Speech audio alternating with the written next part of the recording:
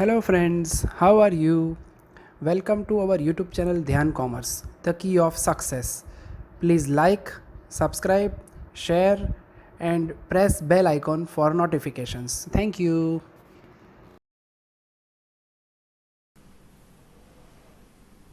आज हम taxation subject के अंदर income from other sources chapter समझेंगे। हमें पता है सोर्स ऑफ इनकम या हेड्स ऑफ इनकम टोटल 5 होते हैं, जिसमें पहला होता है सैलरी, दूसरा होता है कैपिटल गेन, तीसरा होता है हाउस प्रॉपर्टी, चौथा होता है इनकम फ्रॉम बिजनेस और प्रोफेशन एंड पांचवा यानी कि जो आगे के 4 हेड्स में ना इंक्लूड हो वो होता है हमारा इनकम फ्रॉम अदर सोर्सेस। तो अब उसे हम समझते हैं डिटेल में। सबसे पहले हम इनकम फ्रॉम अदर सोर्सेस का मीनिंग समझेंगे। वैसे हम बात कर ही चुके हैं, फिर भी एक बार देख लेते हैं। Any income which is not included in the 4 heads, that is salary, house property, capital gain, income from business और profession, would be taxable under income from other sources. यानी जैसे कि हमने अभी स्टार्टिंग में कहा कि ऊपर वाले 4 हेड्स में ना हो, वैसी बाकी की सभी इनकम को इंक्लूड किया जाता है इनकम फ्रॉम अदर सोर्सेस के अंदर। अब इस इनकम फ्रॉम अदर सोर्सेज में हम कौन सी इनकम्स को इंक्लूड करते हैं, तो उसका एक छोटा सा लिस्ट, वैसे तो बुक के अंदर पूरा दिया गया है, मगर उसमें से कुछ इंपॉर्टेंट पॉइंट्स जो है, कुछ इंपॉर्टेंट इनकम्स जो है जो कि टैक्सेबल है under the head of income from other sources, उसे हम देखने वाले हैं। तो list of income from other sources कुछ इस तरह से है। पहला जो है वो है dividend income from shares of foreign company. ध्यान रखना है, डिविडेंड मिलता है अगर फॉरेन कंपनी के शेयर्स में से तो ही वो टैक्सेबल है। अगर इंडियन कंपनीज का डिविडेंड है तो वो होली टैक्स फ्री सिक्योरिटी में आता है, एग्जेम्प्टेड माना जाता है, जो कि नेक्स्ट पार्ट में हम देखेंगे। अब सेकंड जो है वो है casual income including lottery, crossword puzzles and horse races etcetera, जो कि कैजुअल इनकम है, अनफोर्सिन, एकदम है, आपको मिल जाती है इनकम एक्सीडेंटली कोई भी, तो उसे कहा जाता है कैजुअल इनकम। जो रेगुलर इंटरवल पे ना मिले उसे कहा जाता है कैजुअल इनकम। तो वो जो इनकम है उसे इंक्लूड किया जाता है इनकम फ्रॉम अदर सोर्सेज में। अब तीसरी जो इनकम है वो है interest on securities loan deposited. That means कोई भी टाइप की सिक्योरिटीज़ हो, उसका अगर आपको इंटरेस्ट मिलता है, कोई जगह पे आपने इन्वेस्ट किया है, इन्वेस्टमेंट से कोई इंटरेस्ट मिलता है, तो वो सभी इंटरेस्ट को इंक्लूड किया जाता है इनकम फ्रॉम अदर सोर्सेज में। चौथी इनकम है हमारी income from royalty and copyright. Book writing जो भी ऑथर्स होते हैं उनको रॉयल्टी इनकम मिलती है, कॉपीराइट से उनको कंपेंसेशन मिलता है, इनकम होती है, तो वो जो इनकम है वो इंक्लूड की जाती है इनकम फ्रॉम अदर सोर्सेज में। उसके बाद जो है पांचवी इनकम वो है interest on foreign government securities. यानी जैसे ही यहाँ पे सिक्योरिटी में इन्वेस्ट करते हैं, वैसे ही अगर आप फॉरेन में सिक्योरिटी में इन्वेस्ट करते हो तो भी वो इनकम टैक्सेबल होती है under the head income from other sources. अब छठी इनकम हमारी है income from machinery, plant and furniture belonging to the assessee and let on hire. कोई भी टाइप का रेंट पे दिया हुआ मशीनरी है, प्लांट है, फर्नीचर है, उसको इंक्लूड किया जाता है हमारे इनकम फ्रॉम अदर सोर्सेज में। देन उसके बाद है 7th number interest received on NSC, national saving certificate and KVP, किसान विकास पत्र, जो कि पोस्ट ऑफिस में से हम वहाँ पे इन्वेस्ट कर सकते हैं पोस्ट ऑफिस में। तो ये जो सर्टिफिकेट्स है वो उसका इंटरेस्ट जो है दैट इज टैक्सेबल। उसके बाद 8 नंबर है agricultural income land situated outside India. अगर इंडिया के अंदर है तो agricultural income from Indian land is always exempted, Holi tax free, but outside India है तो उसके ऊपर टैक्स लिया जाता है, it is taxable under the head of income from other sources. अब 9 नंबर की हमारी जो इनकम है वो है examinership fees received by an individual working in the capacity of examiner, जो भी कोई एग्जामिनर है उससे रिलेटेड कोई भी इनकम है उसे इंक्लूड किया जाता है इनकम फ्रॉम अदर सोर्सेज के अंदर। और उसके बाद 10वीं और आखिरी इनकम हम देखने वाले हैं। लिस्ट में बहुत सारे इनकम्स हैं मगर कुछ ज़रूरी है उतने पार्ट हमने इंक्लूड किया है यहाँ पे। Interest on advance tax paid, advance tax अगर आपने पे किया हुआ है और अगर वो टैक्स आपके इनकम टैक्स से ज़्यादा होता है तो उसके ऊपर जो भी इंटरेस्ट आपको मिलता है तो वो भी जो है it is included in the income from other sources. तो ये कुछ इनकम की बातें हुई जो हम इनकम फ्रॉम अदर सोर्सेस के हेड में इंक्लूड करते हैं। तो अब हम कुछ ऐसी इनकम को देखने वाले हैं जो कि टैक्सेबल नहीं है under the head income from other sources, जिसे कहा जाता है होली टैक्स फ्री सिक्योरिटीज या समटाइम्स हम उसे कहते हैं एग्जेम्प्टेड सिक्योरिटीज। तो उसका लिस्ट जो है उसमें हम कुछ इनकम देख रहे हैं। So first is national defence gold bond, special bearer bonds, यानी गवर्नमेंट ऑफ इंडिया कुछ स्पेशल बॉन्ड्स ऐसे ही डिक्लेयर करते हैं जिसके अंदर अगर आप इन्वेस्ट करते हो तो उसके ऊपर जो भी इंटरेस्ट मिलता है वो भी होता है टैक्स फ्री, यानी इसलिए कहा जाता है उसे होली टैक्स फ्री सिक्योरिटीज। उसमें से एक आध दो एग्जाम्पल हमने लिए। गोल्ड मोनेटाइजेशन बॉन्ड भी जो है वो भी डिक्लेयर किए थे गवर्नमेंट ने, तो वो भी इसी तरह से होली टैक्स फ्री सिक्योरिटीज में इंक्लूडेड है। सेकेंड नंबर,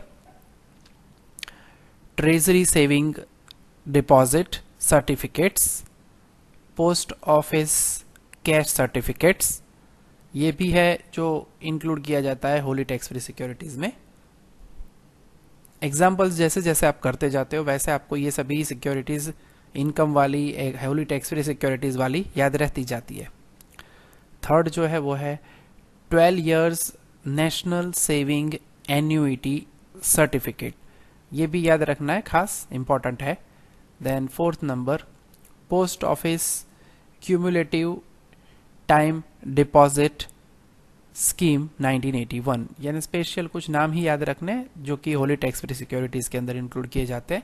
5 नंबर है interest on relief bonds, NRI bonds, dividend from UTI United Trust of India या dividend from any Indian company, वो भी एग्जेम्प्टेड माना जाता है, होली टैक्स फ्री सिक्योरिटी में है। 6 नंबर बहुत ही सबसे ज़्यादा इंपॉर्टेंट है, ज़्यादा से ज़्यादा देखा जाता है एग्जाम्पल्स में भी हमारी एग्जाम में, वो है interest on 7% capital investment bond, तो ये भी होली टैक्स फ्री सिक्योरिटी में इंक्लूड होता है। उसी तरह से interest on relief bond held by individual and HUF, ये भी होली टैक्स फ्री सिक्योरिटीज़ के अंदर इंक्लूड होगा। सो अभी हम जैसे कह रहे थे वैसे dividend income is exempted for this year for the Indian company, तो इंडियन कंपनी से रिलेटेड जो डिविडेंड है वो भी एग्जेम्प्टेड होता है। तो ये जो है वो हमारी होली टैक्स फ्री सिक्योरिटीज़ थी। अब एक इम्पॉर्टेंट टॉपिक है कि कभी कभी हमारी सिक्योरिटीज़ के अंदर टीडीएस काट के इंटरेस्ट हमारे बैंक अकाउंट में जमा होता है, तब उस अमाउंट को कहा जाता है नेट इंटरेस्ट, तो उसे ग्रॉस कैसे किया जाए, तो उससे रिलेटेड ये इंपॉर्टेंट टॉपिक है जो एग्जाम्पल में हमें ज़रूरी है और थियरी में भी पूछा जाता है, जो कि है grossing up of interest.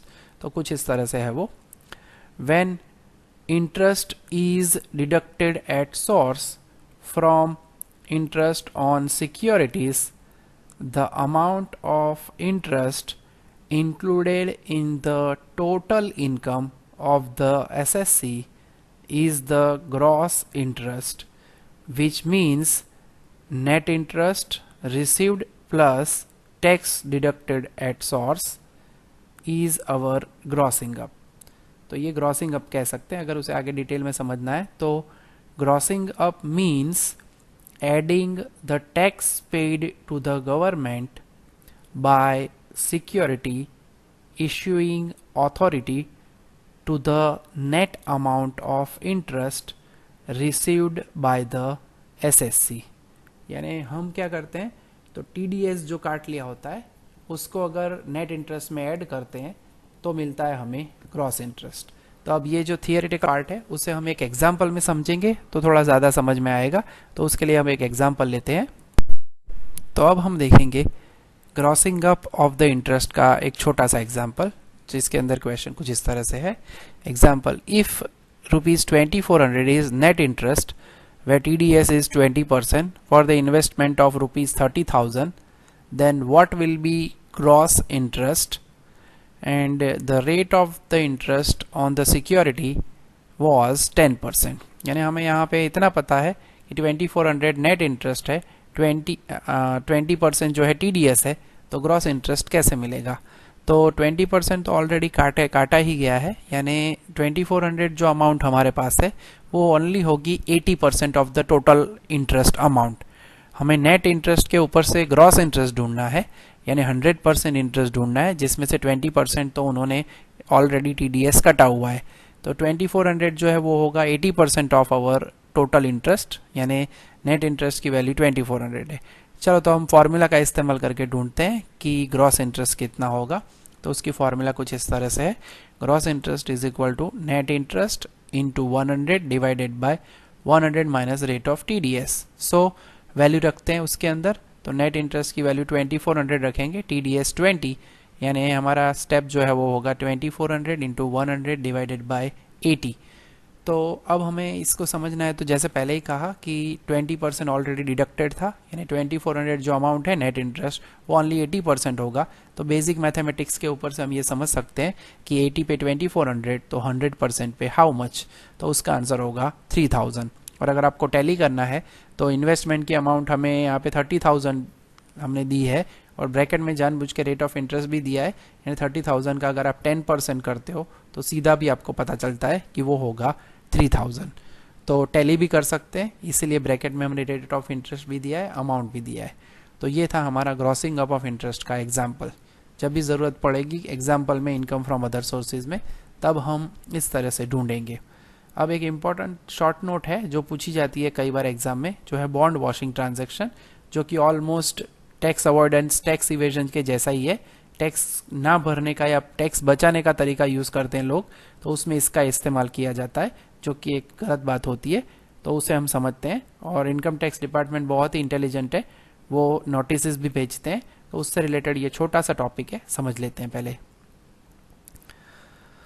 Generally adopted practice by high income class SSC to avoid the tax by transferring securities to friends and relatives. Relatives means low income class SSCs just before the record date of payments of interest and transferring back within a period of 3 months, in case of unit within a period of 9 months, is called bond washing transaction. To prevention of tax in this manner, section 94 provides that in such cases the interest income will be added to the income of the transferer instead of its legal owner. यानी यहाँ पे कहा गया है कि यहाँ पे कुछ एसएससीज ऐसे होते हैं हाई इनकम वाले कि जिनको अपनी सिक्योरिटीज़ का इंटरेस्ट बहुत ही ज़्यादा मिलता है, करोड़ों में अगर इन्वेस्ट किया है तो उनको हज़ारों लाखों में इन्वेस्टमेंट का रिटर्न मिलता है इंटरेस्ट। तो वो क्या करते हैं, जो भी डेट होती है इंटरेस्ट की उसके पहले, वो कुछ वक्त के पहले अपने फ्रेंड या रिलेटिव में वो सिक्योरिटी को जस्ट दिखाने के लिए बेच देते हैं, ताकि वो इंटरेस्ट उनके खाते में ना जाए, और फिर उसके बाद 3-4 महीने में वापस खुद खरीद लेते हैं, और इस तरह से टैक्स को घटाने का ट्राई करते हैं। तो इसे कहा जाता है बॉन्ड वॉशिंग ट्रांजैक्शन। मगर जब गवर्नमेंट को, इनटैक्स डिपार्टमेंट को पता चलता है, तो सेक्शन 94 के हिसाब से वो जो इनकम है वो जिसने ट्रांसफ़र किया है उसी के खाते के अंदर वो ऐड कर देते हैं, और उसको नोटिस भी दी जाती है। तो उसके अंदर और कहा जा सकता है कि the assigning officer can compel the transferor to submit such details of transfers made by him, and minimum time allowed to the SSC is 28 days from the date receipt of such notice. Assessing officer notice देते हैं और 28 दिन के अंदर जो भी transferor है उसको उसका क्लैरिफिकेशन देने का मौका दिया जाता है। तो ये जो है वो एक छोटी सी शॉर्ट नोट है जो कि पूछी जाती है। तो ये है हमारा बॉन्ड वॉशिंग ट्रांजैक्शन। तो बच्चों अब हम ऑब्जर्व कर लेते हैं एक इम्पॉर्टेंट नोट, जिसके बाद एग्जाम्पल शुरू करेंगे। थियरी का सेशन तो हमने देख ही लिया है। तो डिविडेंड इनकम से रिलेटेड बच्चों ये खास इंपॉर्टेंट नोट है कि जब भी डिविडेंड इनकम हमें कोई भी दी जाए, चाहे वो इंडियन कंपनीज के शेयर्स हो या फॉरेन कंपनीज के हो, तो उसका 20% है वो टोटल इनकम का डिडक्शन में अलाउेबल है। मगर उससे रिलेटेड कोई भी कलेक्शन चार्जेस या बैंक कमीशन अगर दिए जाते हैं आपको एज अ स्पेसिफिक डिडक्शन, तो वो अलाउेबल नहीं है। तो वो खास हमें ध्यान रखना है कि जो भी आपकी डिविडेंड इनकम है उसका सीधा 20% करना है, that is only allowable as specific deduction. ठीक है, तो देख लेते हैं सम, जो कि हमारा है क्वेश्चन नंबर 1B। मिस्टर पोपट भाई की डिटेल दी गई है और उसमें हमें जो डेटा दिया है उसमें बताया गया है, पहले में डिबेंचर्स दिए गए हैं 15% of debenture of x company limited 2 lakh है। बच्चों जब भी ऐसे दिया जाता है यानी 15% रेट ऑफ इंटरेस्ट होगा जो हमें सिक्योरिटी पे मिलेगा, तो 2 लाख का 15% निकालेंगे, दैट विल बी 30,000। दूसरा जो है उसमें टीडीएस, जब भी टीडीएस मेंशन किया जाता है बच्चों, खास हमें याद रखना है, टीडीएस जब भी मेंशन किया जाए तब, जैसे कि यहाँ पे 10%, तब हमें पहले तो इसका परसेंटेज निकालना है 12% ऑफ 1,50,000 और उसको फिर हम ग्रॉसिंग अप करेंगे। ग्रॉस वाला कॉन्सेप्ट अभी हमने आगे थियरी में समझाया आपको। फिर यहाँ पे 14% reference share of x company limited है। ठीक है, तो 1 लाख का 14% लेना है यानी 14,000 हम ऐड करेंगे एज इनकम, टैक्सेबल होगा। बच्चों पुराने ईयर्स में यानी 2020-21 के पहले जो ईयर्स थे उसमें डिविडेंड इनकम टैक्सेबल नहीं होती थी इंडियन कंपनीज की, मगर अब जो है वो टैक्सेबल है, खास ध्यान रखना है। फोर्थ डिटेल में भी हमें परसेंटेज निकालना है, फिफ्थ में भी। अब यहाँ पे दिया हुआ है 150 were paid to the bank as commission of collecting interest. यहाँ पे कोई स्पेसिफिक यहाँ पे ये नहीं बताया कि प्रेफरेंस शेयर से रिलेटेड है, तो ये 150 जो है वो स्पेसिफिक डिडक्शन में हम डिडक्ट करेंगे लास्ट में। 50 फॉर प्रेफरेंस शेयर डिविडेंड, तो जो अभी हमने कहा नोट में कि 50 रुपए जो है वो प्रेफरेंस शेयर डिविडेंड के कलेक्शन के लिए है, तो वो अलाउेबल नहीं है, इट इज नॉट अलाउड। फिर 13,500 इंटरेस्ट है, it is on a loan taken to purchase 15% debenture, जिसे हम इनकम में दिखाते हैं हमारे टेबल के अंदर। उससे रिलेटेड कोई भी लोन ली गई हो उसका इंटरेस्ट पे किया गया है तो वो टैक्सेबल होगा। तो बच्चों अब देख लेते हैं इसका आंसर। तो सबसे पहले तो बच्चों प्रीवियस ईयर असेसमेंट ईयर हमें मेंशन करना होता है। हमारा प्रीवियस ईयर 2020-21 है। Calculation of taxable income of mister पोपट भाई वो हमेशा हम टाइटल में देते हैं, और टेबल के अंदर जो है जो भी हमारी डिटेल्स है वो दी जाती है, पर्टिकुलर से अमाउंट लिखते हैं। सबसे पहली जो डिटेल थी बच्चों हमें पता है, उसके अंदर हमें बताया गया था इंटरेस्ट हमें फाइंड करना है। 15% डिबेंचर्स थे ऑफ एक्स कंपनी लिमिटेड, जिसकी अमाउंट उन्होंने दी थी 2 लाख, तो हमें 15% ऑफ 2 लाख करना है जो कि 30,000 होगा।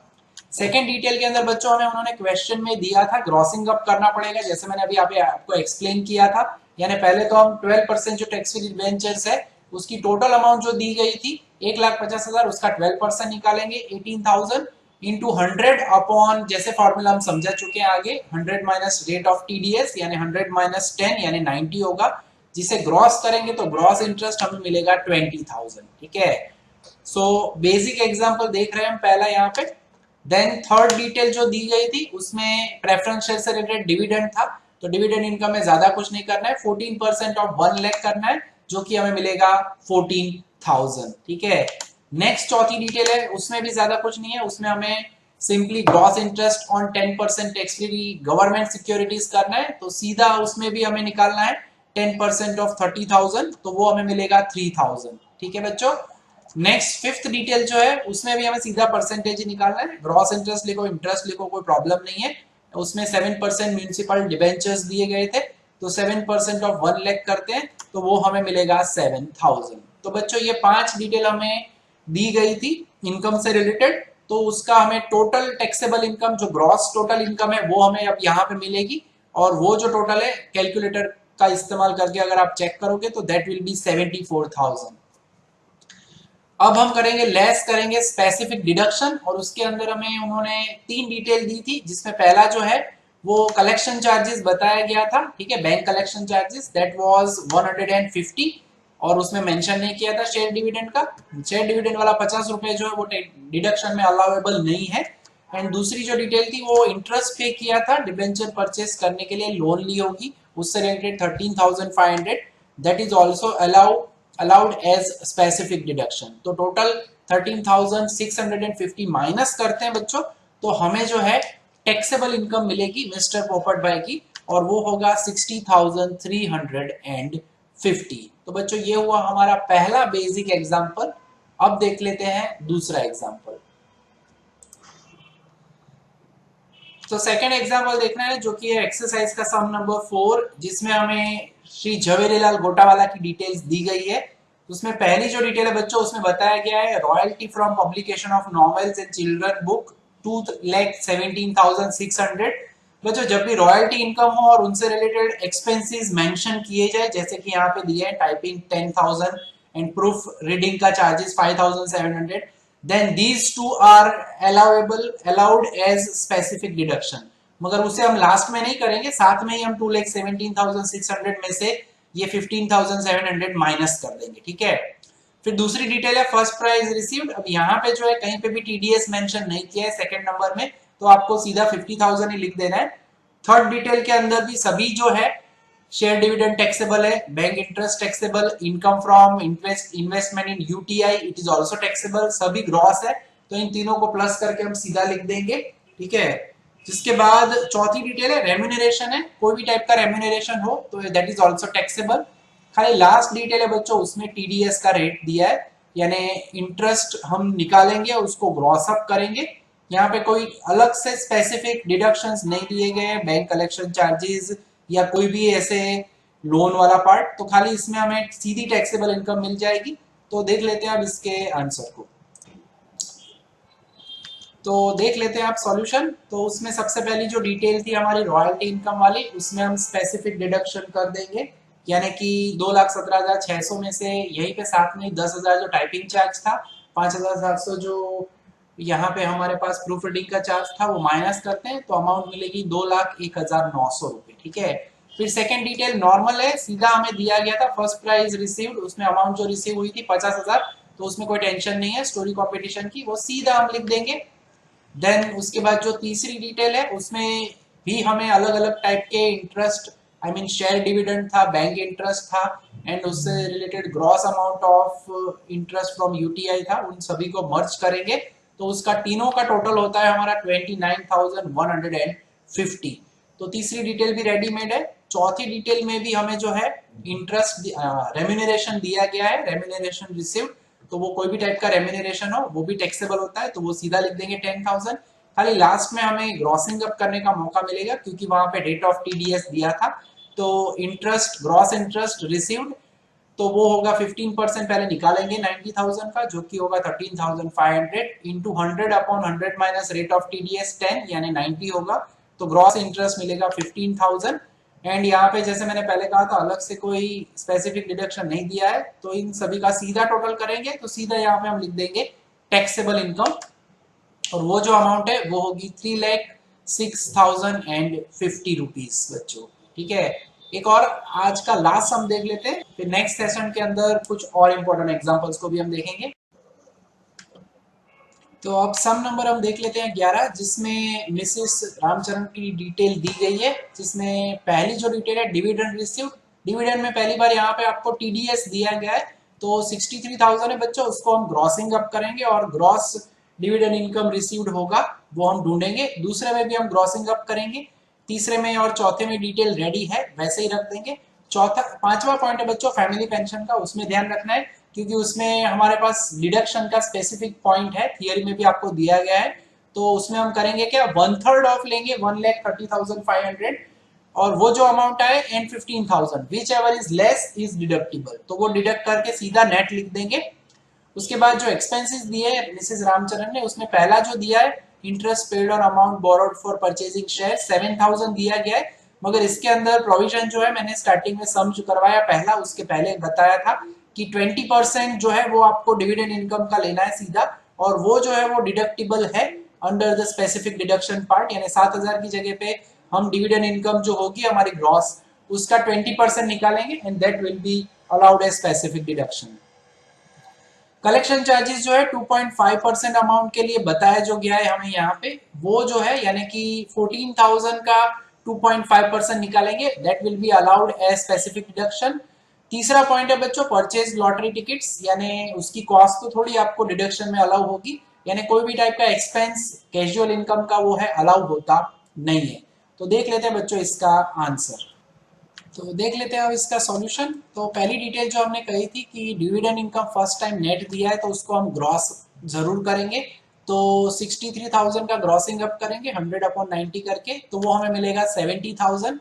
सेकेंड डिटेल है बच्चों जो हमें यहाँ पे दी गई है, जिसके अंदर हमें अमाउंट दिया हुआ था, तो वो जो लॉटरी की अमाउंट है उसे भी हम ग्रॉस करेंगे, 70,000 को ग्रॉस करेंगे, 30% टीडीएस रेट रहता है, उस हिसाब से 1 लाख मिलेगा। देन जो थर्ड डिटेल है उसमें हमें अमाउंट दी गई है, amount received from card games, तो सीधा ही था वो ग्रॉस अमाउंट ही है, कोई टेंशन नहीं है, टीडीएस दिया नहीं है।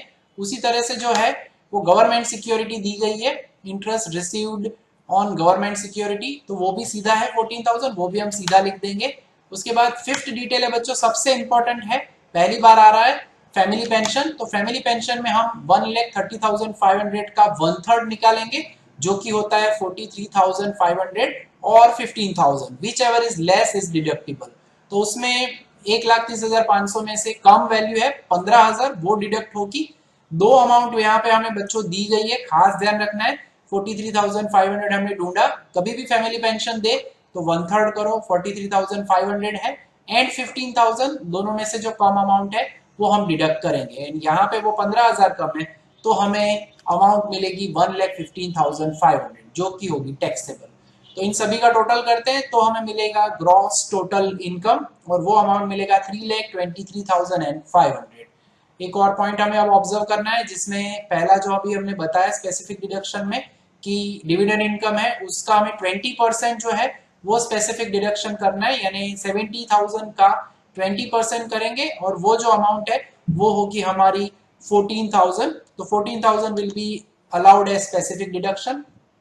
सेकंड जो है वो हमें जैसे बताया था 2.5% लेंगे हम गवर्नमेंट सिक्योरिटीज का, यानी 2.5% ऑफ 14,000 करेंगे, और वो जो है वो अमाउंट हमें मिलती है 350 रुपीज। सो डिडक्ट करेंगे, ये टोटल माइनस किया जाएगा 3,23,500 में से 14,000 एंड 350, तो हमारा टैक्सेबल अमाउंट है, taxable income of Mrs Ramcharan, वो हमें मिलेगा 3,09,150।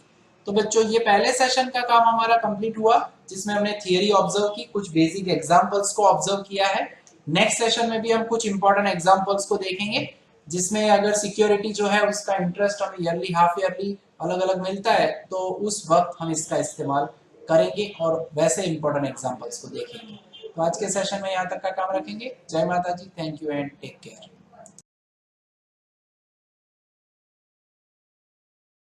Please like, subscribe, share and press bell icon for notifications.